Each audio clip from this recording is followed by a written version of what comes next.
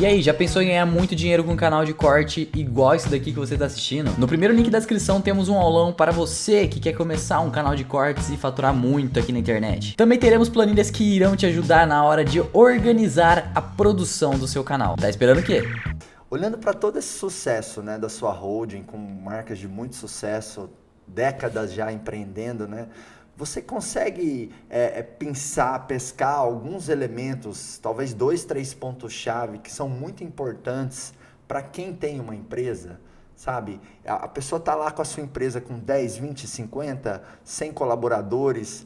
Como que você acha que tem que ser a postura dela dentro da empresa? E o que são 2, 3, alguns pontos-chave que são primordiais para que o negócio vá crescendo, se desenvolvendo, amadurecendo? Marcos, adorei sua pergunta. Quero até fazer um gancho aqui. No ano de 2020, eu ganhei o prêmio de empreendedora do ano. Só 2 mulheres ganharam este prêmio no Brasil. Eu e a Luísa Trajano há 15 anos atrás. E muita gente me fez essa pergunta que você está me fazendo agora, né? Eu acho que a primeira resposta que eu tenho aqui, que muita gente pergunta, o que eu preciso fazer para ter sucesso? Não importa se você é um eu empreendedor, um médio empreendedor ou um grande empreendedor. Acho que a primeira coisa é, faça o que os outros não estão fazendo. Na vida a gente pode pertencer a 2 times, ao time dos mais ou menos ou ao time dos bons. Mais ou menos ele come mais ou menos, mora mais ou menos e só reclama da vida. E os bons comem bem, moram bem. Até o Joel falou uma coisa que eu achei sensacional. O Joel J, aqui, nosso grande amigo, né? Ele falou que tem gente que acha difícil fazer as coisas, difícil é ser pobre. Difícil é não ter dinheiro para comprar as coisas, difícil é não ter dinheiro para pagar as coisas. Então eu falo que é o seguinte, primeiro, faça o que os outros não estão fazendo. Simples assim. Depois tem um fator muito importante. Para qualquer negócio ter sucesso, eu acho que o empreendedor precisa ter disciplina e foco no cliente. Tem muita gente que vai para os seus negócios e corre de problema e corre de cliente. Muitos negócios que eu tenho, eu comentei aqui sobre as 3 franqueadoras, mas eu tenho 2 negócios que surgiram através de problemas. O negócio que eu tenho, que é uma operadora de convênio, onde eu fundei o primeiro plano odontológico do país voltado à prevenção, ele surgiu por causa de um problema que eu tinha. O brasileiro, ele não tem a cultura de ir ao dentista anualmente. Só 5% da população vai no dentista uma vez por ano. As pessoas têm hábito de ir ao dentista quando tem problema. Quebrou um dente, está com dor. Isso não é saudável. Em pleno século XXI, nós estamos falando de prevenção. O que eu fiz? Transformei um problema numa solução. Peguei esse problema e fundei um plano voltado à prevenção. Depois eu tinha um outro problema com um sistema na empresa. Eu não conseguia achar um sistema que suprisse as necessidades das minhas empresas. Fui lá, desenvolvi um sistema, acabei desenvolvendo uma Ferrari. Hoje eu tenho uma empresa que é a DocBiz, aproximando doutores dos seus negócios, que ela presta serviço para as minhas empresas e para o mercado de saúde e bem-estar. Então hoje eu presto serviço para outras empresas de saúde. Então eu acho que assim, esse foco e essa disciplina, mas o foco no cliente. E eu falo que a nossa energia tem que estar na solução e não no problema, Marcos. Eu vejo na tua fala, eu vejo nas aulas que você dá, tem gente que, desculpa o palavreado, fica patinando na merda. E o indivíduo não sai, sabe por quê? Porque ao invés dele estar de olho e pondo a energia dela em solucionar um problema que ele tem, ele fica ali na mimiseira, na reclamação. É muito comum, às vezes, o empresário chamar lá, quem errou? Vem na minha sala, e chama um, chama outro, fica 3 horas numa reunião, caçando o culpado do problema. E pega 90% da energia, né, procurando focar no problema, sendo que tem que focar na solução. Eu até ensino os empresários, doutora, a treinar a equipe, a dizer o seguinte, quando você me trouxer um problema, me traga pelo menos 3 soluções. Né? Porque a gente tem que habituar, culturar o nosso time a fazer isso, porque identificar problema é fácil, né? A questão é trazer solução.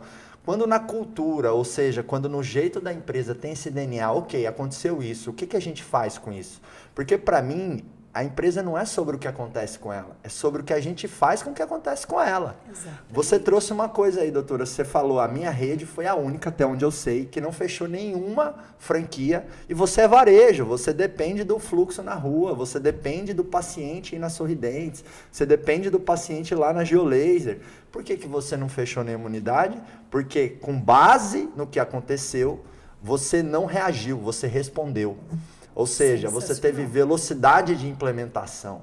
Então, a empresa não é o que o mercado faz dela, é o que a gente faz com o que o mercado faz dela. E aí você tem excelentes histórias inspiradoras, como a sua, por isso que você é case no Meu Sucesso, case em Harvard. Eu estou super feliz de ter você aqui, né? Inclusive, você vai ser provavelmente a aluna mais ilustre que eu tive até hoje no Acelerador Empresarial, né? Gente, vai pro meu caderninho de vitórias, tá? Ó, a Carla Sarni esteve aqui como aluna alguns momentos do Acelerador Empresarial. Vai até subir o preço da imersão, viu? Quem ainda não se matriculou, se matricula, né? Porque a gente está numa parceria cada vez mais bacana, né, doutora?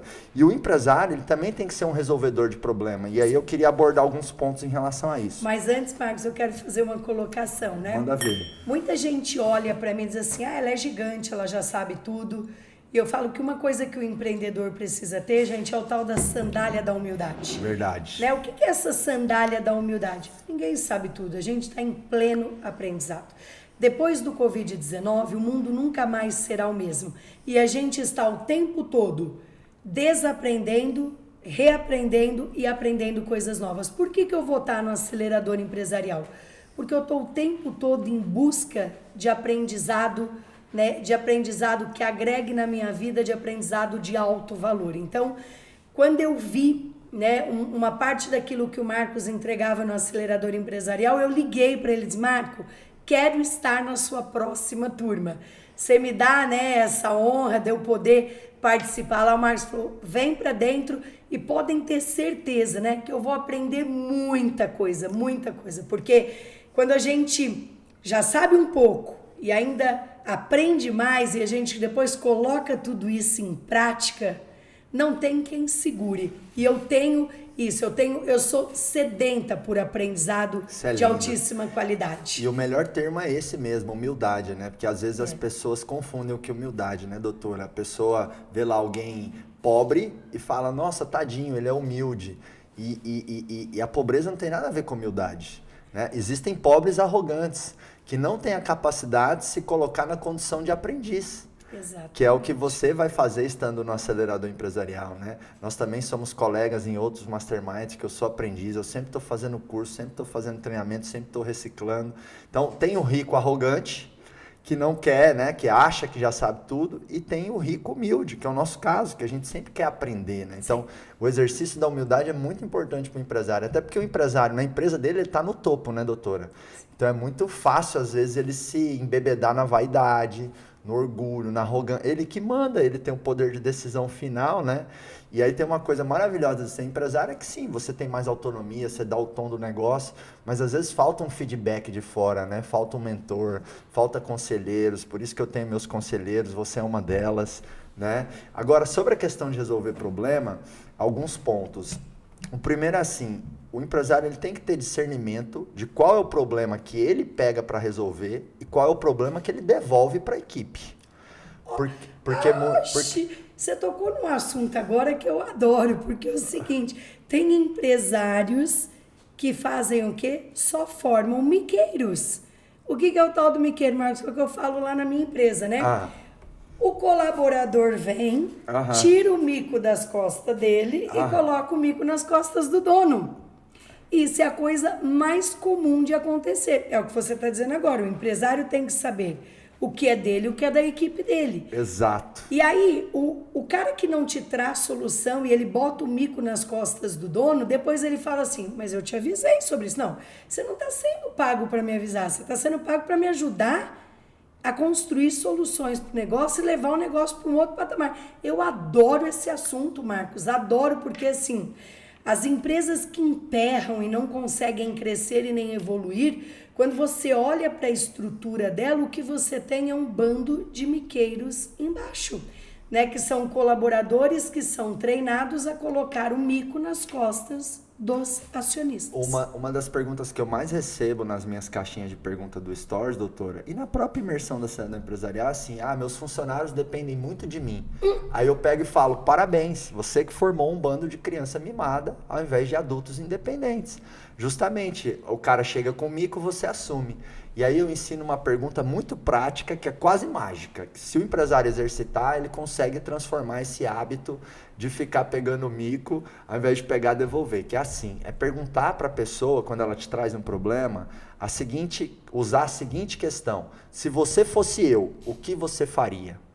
Ou seja, faz as pessoas sentarem metaforicamente na sua cadeira e bota elas para pensar. Muitas vezes o gestor, o líder, faz do funcionário um pica-pau, que é só repetição. E aí o cara não consegue pensar em inovação, não consegue propor solução, porque só vem dele. Ou um time de periquitos com a boca aberta esperando a minhoca cair dentro. Isso aí. Nossa, excelente metáfora. Assim, eu falo isso. E outra coisa, Marcos, que eu gosto muito, tá? A pior coisa que pode ter numa empresa é o tal do Jax, né? Já que você tá aqui, você faz isso. Já que você tá aqui, você faz aquilo. Ou seja, ninguém responde por nada, né? Você tem um bando de jaque embaixo de você que bota um mico nas suas costas e fica tudo como periquito, com a boca aberta esperando a minhoca cair dentro. E na verdade, ninguém ganha um jogo e ninguém tem uma empresa de sucesso se você não tiver um time que entregue, um time de verdade. Total. Senão o que acontece? É o dono fazendo quando ele tem vontade, tem tempo, e a equipe esperando as coisas acontecerem. Na minha opinião, doutora, na verdade você não monta o negócio, você monta o time e o time monta o negócio. Não sei se você concorda com isso? Plenamente. Você sabe que eu fiz pós na GV, né? E foi uma coisa que eu aprendi lá. Um dos meus professores foi o Abílio Diniz, do Pão de Açúcar, né? E ele Sou falava, fã dele. Adoro. E o Abílio falava uma coisa no curso que eu gostei muito, que é o seguinte: antes de eu montar um negócio, eu penso que time que eu vou colocar para tocar ele. Porque o que faz as coisas acontecerem são as pessoas. Tem um discurso que eu tenho e repito quantas vezes for preciso. Ouro na mão das pessoas errada vira pó. Você pode ter o melhor produto, a melhor vitrine, o melhor tecido, a melhor marca. Você pode ter tudo do bom e do melhor. Que se você entregar na mão das pessoas erradas, não adianta É verdade. nada. O time é mais importante que a estratégia, certeza. né?